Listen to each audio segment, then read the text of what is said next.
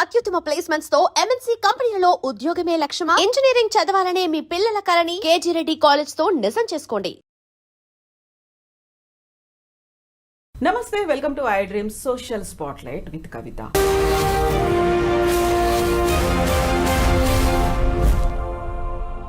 అమెరికాలో తీసుకుంటున్నటువంటి రోజుకొక నిర్ణయాలు అనేవి విద్యార్థుల భవిష్యత్తును ప్రశ్నార్థకం చేస్తున్నాయా? ముఖ్యంగా తెలుగు విద్యార్థుల భవిష్యత్తు ఏంటి? వాళ్ళంతా తిరిగి రావాల్సిందేనా? బోల్డ్ అని డౌట్స్ అనేవి వస్తున్నాయి. ఒకవైపు స్టూడెంట్స్లోనూ, మరోవైపు ఇక్కడే ఉన్నటువంటి తల్లిదండ్రుల్లో కూడా. నిజంగా ట్రంప్ అలాంటి డెసిషన్స్ ఎందుకు తీసుకోవాల్సి వస్తుంది? తమ దగ్గర చదువుకోవడానికి వస్తున్న వాళ్ళకి ఎందుకు అంతలా అన్యాయం చేస్తున్నారు? దాని వెనకాల ఉన్నటువంటి మతలబేంటి? మనతో పాటుగా ఉన్నారు సీనియర్ జర్నలిస్ట్ జిఆర్ మహర్షి గారు.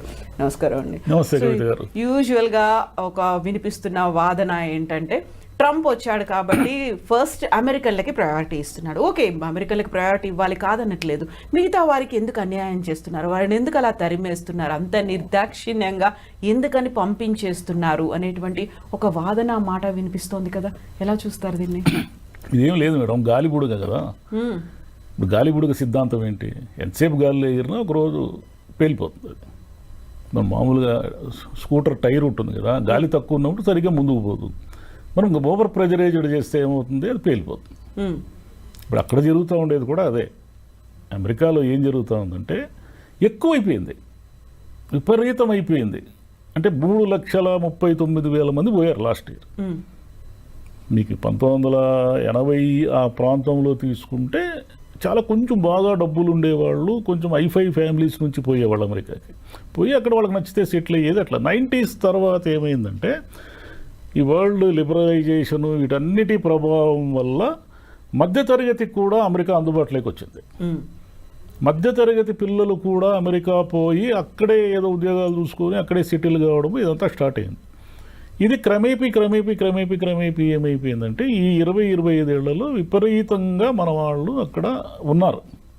సరే, మన వాళ్ళు ఉంటే ఏమిటి ఇబ్బంది వాళ్ళకి అంటే, వీళ్ళ సంఖ్య పెరిగిపోయి, ఈ ఏషియన్స్ కానీ ముఖ్యంగా ఇండియన్స్ కానీ వీళ్ళంతా సంఖ్య పెరిగిపోయి అమెరికా వాళ్ళకి ఎవరైతే నేటివ్స్ అమెరికా వాళ్ళు ఉంటారో మాకు అన్యాయం జరుగుతూ ఉంది, మాకు ఉద్యోగాలు లేకుండా పోతున్నాయి, మా పరిస్థితి ఏమిటి అనేది ఒకటి మొదలైంది.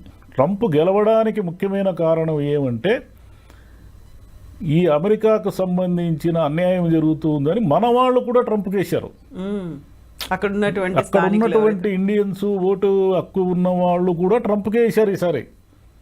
ఎందుకు వేశారు అంటే, ఈ ఇండియన్స్ సంఖ్య వీళ్ళందరూ తగ్గించేయాలి, వీళ్ళందరూ వెనక్కి పంపించేయాలి అనేది పాయింట్. సరే, ఇప్పుడు మన పిల్లలు అక్కడ ఉన్నారు కదా, ఏమిటి వాళ్ళ పరిస్థితి అంటే, ఇప్పుడు ఉన్న పరిస్థితుల్లో అక్కడికి వెళ్ళిన వాళ్ళు చాలా ఇబ్బందులు పడాల్సిన ఒక సిచ్యువేషన్ ఎదురైంది. ఎందుకు ఎదురైందంటే, సరే డబ్బులు బాగా ఉండి ఫీజులన్నీ కట్టుకుని నెలకు ఇంటి నుంచి 2 లక్షలు 3 లక్షలు ఖర్చులకు తెప్పించుకోగలిగి చదువుకున్న విద్యార్థుల శాతము 10-20% మించి ఉండదు. వాళ్ళు ఓకే, వాళ్ళకు వచ్చిన ఇబ్బంది ఏమీ లేదు, ఎందుకంటే వాళ్ళకేం పని చేయాల్సిన అవసరం లేదు. మిగతా వాళ్ళు ఉన్నారే 70-80% మంది, వీళ్ళు ఏం చేస్తారంటే, ఇక్కడ బ్యాంకులో ఏదో అప్పు తీసుకోవడము, ఏదో వాళ్ళకున్న ఆస్తులు షూరిటీ చూపించి అప్పులు తీసుకోవడము, ఫీజులు కట్టడానికి సరిపడా అక్కడ వెళ్ళి జాయిన్ కావడము, జాయిన్ అయిన తర్వాత చదువుకుంటూ పార్ట్ టైం చేస్తూ నెలకు ఒక $1,000 $1,500 సంపాదించుకొని తమ ఖర్చులకి వర్కౌట్ చేసుకుంటారు. ఆ సిచ్యువేషన్ నుంచి ఇప్పుడు ఏమైందంటే, అది యాక్చువల్గా నేరం. అది మనం వెళ్ళేదే రాంగ్ పద్ధతుల్లో వెళ్తున్నాం. అమెరికా వాళ్ళు మీకు ఏం చెప్పారు? వచ్చి చదువుకోండి, ఫీజులు కట్టి అన్నారు. కానీ మనం అలా వెళ్ళడం లేదు. వాళ్ళు ఏమడుగుతున్నారు? అయ్యా, మీకు చదువుకునే దానికి సరిపడా డబ్బులు ఉన్నాయా లేదా మీ అకౌంట్లో అంటే, మనం అకౌంట్లో డబ్బులు కూడా చూపిస్తున్నాం. సరే, పద్ధతులు ఏవైనా కావచ్చు, మనము అకౌంట్లు, దీనికంతా ఈ కన్సల్టెన్సీలు ఇవన్నీ కూడా హెల్ప్ చేస్తాయి. మనం అకౌంట్లో, అయ్యా మా దగ్గర 40 లక్షలు ఉంది, 50 లక్షలు ఉంది, మేము చదువుకోవడానికి వస్తున్నామని వెళ్ళాం. మనం సఫిషియంట్ అమౌంట్ అయితే ఉంది వెళ్ళాము. వెళ్ళిన తర్వాత అనివార్యంగా ఇంటి నుంచి 2 లక్షలు 3 లక్షలు తెప్పించుకునే పరిస్థితి లేదు కాబట్టి మనం అనివార్యంగా అక్కడ మన పిల్లలు పార్ట్ టైం జాబ్స్ చేస్తారు. సరే, ఈ పార్ట్ టైం జాబ్స్ నేరమని అమెరికా వాళ్ళకి తెలియదు అంటే తెలుసు.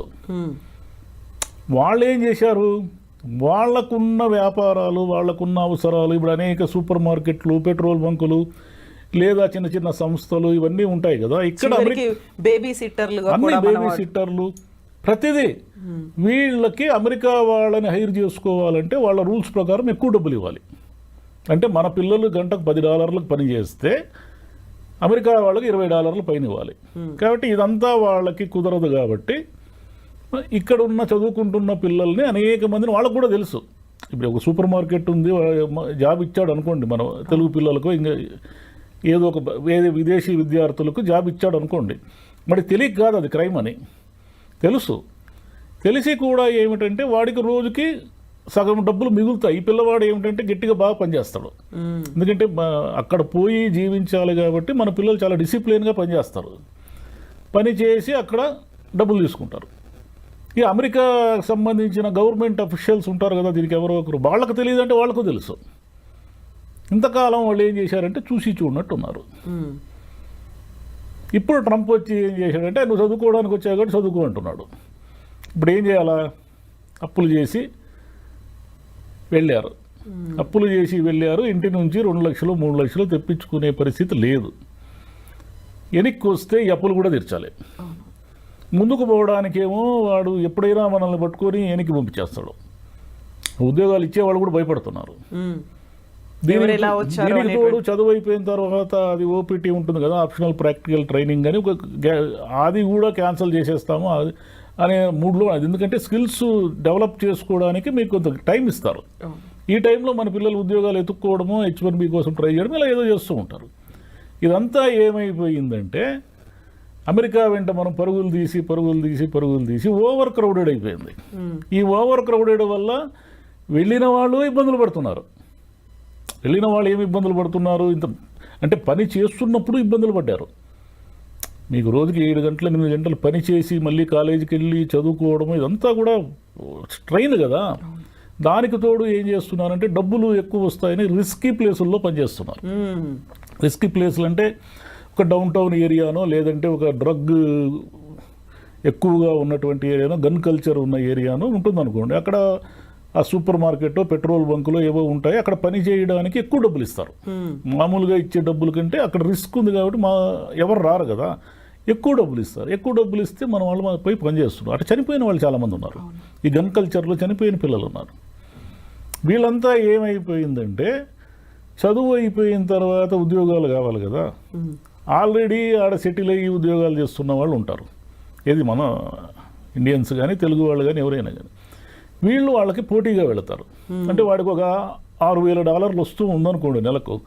ఈ $6,000 వాడు చేసే పని వీడు 3,000కే చేస్తారంటారు. అక్కడ వాడికి ఉపాధి కూడా దెబ్బపడుతుంది. వాడి ఉపాధి పోతా ఉంది. వాడి ఉపాధి పోతే వాడికి ఇంకా డేంజరు. ఎందుకు డేంజర్ అంటారా? వీళ్ళు ఏం చేస్తారంటే ఉద్యోగం వచ్చిన వెంటనే ఒక ఇల్లు కొనుక్కుంటారు. ఎందుకు ఇల్లు కొనుక్కుంటారంటే అక్కడ వీళ్ళు కట్టే రెంటు, వీళ్ళు కట్టే EMI 2 ఈక్వల్గా ఉంటాయి.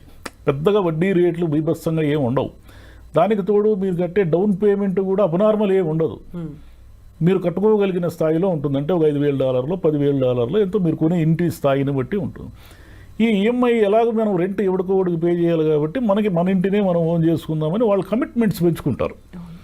వాడికి ఒక $6,000 జీతం వస్తుంది అనుకోండి, వాడు కమిట్మెంట్స్ పెంచుకొని ఏం చేస్తాడంటే వాడికి వచ్చే దాంట్లో $3,000 EMIలు కట్టుకోవడానికి పెట్టుకుంటాడు. ఇప్పుడు వీడు పోటీకి వస్తే వాడు $3,000 వాడు పని చేయలేడు. $3,000 పని చేస్తే వాడు ఏం చేయగలుగుతాడు? అప్పులు కూడా తీర్చుకోలేడు. పోనీ ఆ ఇంటిని అమ్మేద్దామంటే అది కుదరదు. ఎందుకు కుదరదంటే ఆడ ఫస్ట్ హ్యాండిల్ ఇండ్లే అనేకం ఉంటాయి. ఈ సెకండ్ హ్యాండిల్ ఇంటిని ఎవడు కొంటాడు? ఎవడు కొనడు. కొన్నా మీకు మీరు పెట్టిన పెట్టుబడికి మొత్తం నష్టపోవాల్సి ఉంటుంది. కాబట్టి అంతా ఇరుక్కునేసినారు. అందరూ పోయి ఇరుక్కునేసినారు. అక్కడ స్థలం లేని చోట ఒక 1000 మంది బట్టి ఒక ఏదో ఉంటుంది కదా, ఒక ట్రైన్ బోగి ఉందనుకోండి, దానికి ఒక 100 కెపాసిటీ ఉంటే ఒక 600 మంది ఆ బోగీలు ఎక్కితే ఏమైపోతుంది? ఎవరికి గాలి ఆడదు. అట్లా బాగా అంత ముందు ఎప్పుడో 90sలో పోయి సెటిల్ అయిన వాళ్ళ పరిస్థితి వేరు. కానీ ఇప్పుడు గత 5-10 ఏళ్లలో పోయిన వాళ్ళంతా ఇబ్బందులు పడుతున్నారు. అంటే జాబ్స్ చేస్తున్న వాళ్ళు ఇబ్బందులు పడుతున్నారు, వెళ్ళిన పిల్లలు ఇబ్బందులు పడుతున్నారు. దీనికి తోడు ఈ డూప్లికేట్ కన్సల్టెన్సీలు ఉంటాయి. అది మన వాళ్ళు తెలుగు వాళ్ళే ఎక్కువ ఉంటారు దాంట్లో. వీళ్ళు ఏం చేస్తారంటే అంతా మోసమే. వీళ్ళు ఉద్యోగాలు ఇప్పిస్తాననేది మోసమే. అంటే ఇప్పిస్తారు, ఇప్పించి వాడికి వచ్చే $1000 వీడు 500 కమిషన్లు తినేస్తాడు. ఈ అంటే వీళ్ళ నిస్సహాయతని ఆధారంగా చేసుకుని ఈ మోసాలు చేసే వాళ్ళ సంఖ్య కూడా పెరిగిపోయింది. దాంట్లో మన వాళ్ళే ఎక్కువ ఉన్నారు. మన వాళ్ళని ఆ మోసాల్లో పట్టుకుని ఇండియాకి పంపించేసిన వాళ్ళు కూడా ఇక్కడ చాలామంది పెద్ద మనుషులుగా చలామణి అయ్యే వాళ్ళంతా కూడా అమెరికా నుంచి బహిష్కరణకు గురైన వాళ్ళే కొంతమంది. కాబట్టి ఇదంతా ఏమంటే ఇప్పుడు నేర్చుకోవాల్సింది ఏమంటే మనం ఇండియాలోనే ఉండి ఏదో ఒక ఉద్యోగం చేసుకోవడం అనేది ఒక పద్ధతి. ఇంతకుముందు గల్ఫ్ ఉండి అబ్బుడుగా బేలిపోయింది చూడండి. గల్ఫ్ వార్ వచ్చినప్పుడు అందరూ వెనక్కి వచ్చేసారు.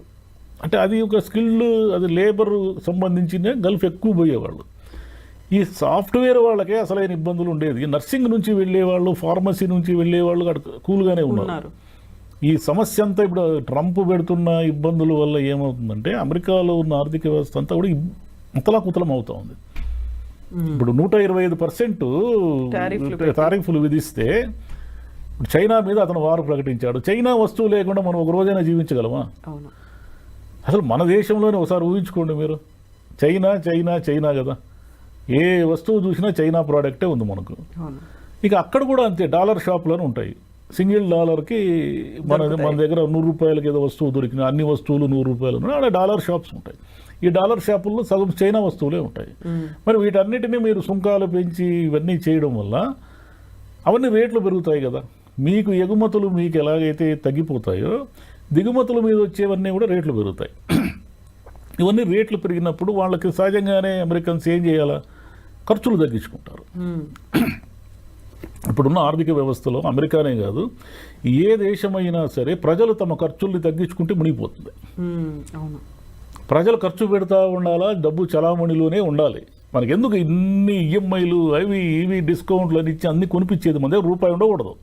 మనం ఎప్పుడు అప్పుల్లోనే ఉండాలి, నెల నెల బిల్లులు కడుతూనే ఉండాలి. మనం ఇంత మునుపు మీరు గమనిస్తే 20-30 ఏళ్ల క్రితము పొదుపుకు సంబంధించిన అడ్వర్టైజ్మెంట్లు వచ్చేటివి. పొదుపు చేయండి, పొదుపు శ్రీ మహాలక్ష్మి ఏదేదో అనేవాళ్ళు కదా. ఇప్పుడు ఎవరు అనడం లేదు, గమనించండి మీరు. పొదుపు అనే అడ్వర్టైజ్మెంట్ పొరపాటున కూడా రాదు. డబ్బులు ఖర్చు పెట్టించే అడ్వర్టైజ్మెంట్లు 100 ఉంటాయి. అందులో ఆఫర్లతో పాటు ఆఫర్లు, కార్లు కొనండి, బట్టలు కొనండి, బంగారం కొనండి, ఇల్లు కొనండి, అవి కొనండి, ఇవి కొనండి. అంటే మీరు నిరంతరము ఈఎంఐలు కడుతూ బిల్లులలో అంటే అప్పుల్లో ఉంటేనే ఆర్థిక వ్యవస్థ నడుస్తూ ఉంటుంది. మనకంటే అమెరికా ఇంకా ఘోరం. అమెరికాలో ఏంటంటే నిరంతరం డబ్బు చలామణి జరుగుతూనే ఉంటేనే వాళ్ళ ఆర్థిక వ్యవస్థ నిలబడుతుంది. అంటే ఈ విషయాలన్నీ ట్రంప్కు తెలియవంటే తెలుసు. అతను ఏదో అమెరికాని మళ్ళీ గ్రేట్ చేయాలనేది నినాదం పెట్టుకున్నాడు కదా. ఆ నినాదం పిచ్చి పెట్టి అతనికి ఇవన్నీ చేస్తున్నాడు. ఇవన్నీ చేయడం వల్ల వచ్చేది ఏమిటంటే అమెరికా వాళ్ళు ఇబ్బందులు పడతారు, మన వాళ్ళు అంతకంటే దారుణంగా ఇబ్బందులు పడతారు. ఇప్పుడు మన విద్యార్థులందరినీ కూడా పంపించేస్తున్నారు చిన్న చిన్న కారణాలతో. అంటే మీరు పొరపాటున డ్రైవింగ్ తప్పు చేసి మీ మీద ఒక చలానా ఉన్న టికెట్ ఉన్నా కూడా మీరు శిక్షార్హులే, మీరు వెళ్ళిపోయిన ఇంటికి 15 రోజుల్లో అంటున్నారు. అంటే ఏదో కోర్టులు అవి ఇవి నడుస్తున్నాయి అనుకోండి, ఈ 3 ఏళ్ళు కష్టమే వాళ్ళకి. ట్రంప్ని వాళ్ళే ఏరుకోరి ఎందుకు తెచ్చుకున్నారు? ఆయన ఏదో మా అమెరికాని మార్చేస్తాడని తెచ్చుకున్నారు. ఇప్పుడు వీళ్ళందరూ లేకపోతే వాళ్ళ వ్యాపారాలు జరగవు. ఈ భారతీయ విద్యార్థులు కావచ్చు, చైనీస్ కావచ్చు, చాలామంది కొరియా వాళ్ళు, వీళ్ళంతా విపరీతంగా ఉన్నారు కదా అక్కడ. వీళ్ళందరూ లేకుండా $4,380 కోట్ల వచ్చింది అమెరికాకు ఆదాయం కేవలం విద్యార్థుల వల్ల, విద్యార్థులు ఫీజులు కట్టడం వల్ల. మరి ఇదంతా ఆదాయమే కదా. అసలు వీళ్ళంతా లేకపోతే ఆడున్న యూనివర్సిటీలు సగం మూసేస్తారు. ఎక్కడున్నాయి ఆడ? వీళ్ళు మన పిల్లలు, విదేశీ పిల్లలంతా చేరితేనే కదా అమెరికాలో అన్ని యూనివర్సిటీలు నడుస్తున్నాయి. మరి వాళ్ళంతా ఏమైపోవాలా? కాబట్టి ఇదంతా ఒకరినొకరిని చుట్టుకునేసింది. అందరూ చక్రవ్యూహంలో ఇరుక్కున్నారు పోయి. ఈ ట్రంప్ మరి తగ్గినట్టే కనిపిస్తున్నాడు. తగ్గితే మంచిది. కానీ ఇంకే అమెరికా బుడగైతే పేలిపోయింది. ఇంక పల్లెల్లో కూర్చొని మావాడు అమెరికాలో ఉన్నాడు, మా అమ్మాయి అమెరికాలో ఉంది. ఇప్పుడు మీరు ఏ పల్లెటూరు కన్నా పోండి, ఒక 25 మంది పెద్దవాళ్ళు కనిపిస్తారు అమెరికా చూసి వచ్చిన వాళ్ళు. ఒకప్పుడు అమెరికా ఏ దిశలో ఉందో కూడా ఎవరికి తెలియదు. ఈరోజు మీరు ఏ పల్లెటూరులో అయినా అడగండి, ఆ పల్లెటూరులో 10 మంది అమ్మాయిలు అబ్బాయిలు అమెరికాలో ఉంటారు. ఆ ఊరిలో ఉన్న పెద్దవాళ్ళు, ముసలి వాళ్ళు కూడా అమెరికాని చూసి వచ్చిన వాళ్ళు అనేక మంది ఉంటారు. ఎందుకంటే ఇప్పుడు పిల్లలకి ఏదైనా పురుడు డెలివరీలు ఇవన్నీ అయినప్పుడు అక్కడ ఖర్చులు భరించలేరు కాబట్టి యాక్చువల్గా వీళ్ళు పోయేది అసిస్టెంట్లుగానే, హెల్త్ అసిస్టెంట్లుగానే పోయేది మనము. కానీ మనం ఏదో చెప్పుకుంటూ ఉంటాం అమెరికా పోయించినాం అని. కాబట్టి ఈ డాలర్స్ డ్రీమ్ అనేది బుడగా అయిపోయింది దాని పని. ఈ అయిపోయిందనే దాన్ని గుర్తించి ఇంక డబ్బులుంటే పోండి, మీరు ఉద్యోగం చేయండి, లేదంటే వెనక్కి వచ్చేయండి, ఏమైనా వీళ్ళు వెళ్తారు కదా. 3,30,000 మంది వెళ్ళారు కదా, వీళ్ళలో 20,000 మంది కూడా వెనక్కి రారు. 3,30,000, 3,15,000 మంది ఆడే ఉండాలనుకుంటారు. ఎక్కడున్నాడు స్పేస్? మీకు ఎక్కడుంది జాబ్స్? ఎక్కడున్నాయా? లేదు కాబట్టి అది మీరు వెనక్కి రాలేరు. ఎందుకు రాలేరంటే ఇక్కడ ఉన్న కమిట్మెంట్స్ కోసం వెనక్కి రాలేరు. పైగా అక్కడ అలవాటు పడితే కూడా కష్టమే. ఎందుకంటే మీకు ఆ సివిక్ కమ్యూనిటీస్ కానీ, ఈ ట్రాఫిక్ కానీ, ఇదంతా ఒక సిస్టమ్ ఉంటుంది కదా, మనకు సిస్టమ్ ఉండదు ఇక్కడ. కాబట్టి ఆడ డ్రైవ్ చేసేవాడు ఈ డ్రైవ్ కూడా చేయలేడు, ఈ ట్రాఫిక్ తట్టుకోలేడు వాడు. ఏదో న్యూయార్క్ లాంటి నగరాలు మినహాయిస్తే మిగతా ఊర్లు ఎక్కడా కూడా పెద్ద ట్రాఫిక్ ఇవన్నీ ఏమి ఉండవు కదా. కాబట్టి అక్కడున్న సౌకర్యాలకు అలవాటు పడి అమెరికా వదిలి రావాలనిపించదు. అక్కడ ఉండాలంటేనేమో ఈ నిరంతరం స్ట్రగులు, చాలా ఇబ్బంది, అంటే ఏమంటారు, స్ట్రెస్ గురవుతున్నారు పిల్లలంతా కూడా. కాబట్టి ఇక మీద డబ్బులు ఉండేవాళ్ళు పోండి. ఇంటికాడ 40 లక్షలు 50 లక్షలు అప్పులు చేసిపోతే మాత్రం ప్రమాదాన్ని కోరి తెచ్చుకున్నట్టే. వీళ్ళు పోయి వాళ్ళకు కూడా ప్రమాదం చేస్తున్నారు. ఆల్రెడీ ఆడ ఉండి ఉద్యోగాలు చేస్తుంటారే వాళ్ళు కూడా ఇబ్బందులు పాలైపోతున్నారు. వీడు ఒకడే కదా, వీడు బతకాలి కాబట్టి వీడు ఏం చేస్తాడు, 6,000 రూపాయల డాలర్ల జీతాన్ని 3,000కే చేస్తాడు. వీడికి సర్వైవల్ కాబట్టి. వాడేమో ఆల్రెడీ కమిట్మెంట్స్కి ఫిక్స్ అయిపోయి ఈ జీతం నాకు వస్తుందేమో అనే భ్రమలో ఉంటాడు. వాడికి ఆ జీతం పోయిందంటే ఆ కమిట్మెంట్స్ అని వాడెప్పుడు తీర్చుకుంటాడు. అంటే వాళ్ళు అందరూ ఈ సర్కిల్లో ఇరుక్కునేశారు. దీని ఇదోడు ట్రంప్ కూడా అదనంగా ట్రంప్ వచ్చాడు. ఆల్రెడీ బ్యాడ్ వెదర్ స్టార్ట్ అయింది. ట్రంప్ వచ్చి అదనంగా వచ్చి రిసెషన్, ఈ సుంకాలు, ఈ గోలంతా పెట్టి తెచ్చిపెట్టేశాడు. కాబట్టి ఇంకా అమెరికా అనేది డ్రీమ్ కాదు. అమెరికా అనేది ఒక రకమైన పీడకల. ఇంకా పోతే లేదు మేము పోతాము అమెరికాలోనే, ఏమైనా సరే డాలర్లు తెచ్చుకుంటాము అని అనుకుంటే 10 మందిలో ఒకడు కూడా సక్సెస్ అయ్యే పరిస్థితి లేదు ఇప్పుడు అట్ ప్రజెంట్. వేరే సాఫ్ట్వేర్ కాకుండా వేరే విభాగాల్లో పోయిన వాళ్ళు ఓకే, కానీ వాళ్ళు లేరు కదా ఎక్కువ. ఈ నర్సింగ్లోనూ అంతా ఈ సాఫ్ట్వేర్లోనే నడుస్తూ ఉంది అంత చుట్టూ. సో ఎందుకు వెళ్తున్నారు, ఎలా వెళ్తున్నారు చూసుకోవాలి, ఒక సక్రమమైన పద్ధతి. అందులో వాళ్ళు అమెరికన్లు ట్రంప్ ఏం ఆంక్షలు ఎందుకోసం పెట్టారనేది కూడా మనం అర్థం చేసుకొని ఆలోచన చేయాల్సిన అవసరం ఉంది. ఏం ఆలోచన చేయరు. ప్రతి వాళ్ళకి డాలర్లు సంపాదించాలని కోరుకున్నప్పుడు ఎందుకు ఆలోచిస్తారు? మనం సక్సెస్ అయ్యి వస్తామేమో మనకు తెలియదు కదా. ఇదే ఉంటుంది. అంటే గవర్నమెంట్ విధించే, అంటే ప్రభుత్వాలు మారినప్పుడు ఇలాంటి ఉపద్రవాలు వస్తాయి. వీటికి తట్టుకొని నిలబడే వాళ్ళు ఉంటారు, నిలబడలేని వాళ్ళు వెనక్కి రావాల్సింది. వాళ్ళు బలవంతంగానే పంపిస్తారు, మనం సర్వైవ్ కాకుండానే వెనక్కి వస్తాము. ఆ ట్రాన్సిషన్ పీరియడ్ని అర్థం చేసుకోగలిగితే బెటర్, లేకపోతే ఇంకా కష్టాలే. ఇక్కడ తల్లిదండ్రులకు కూడా కష్టాలే.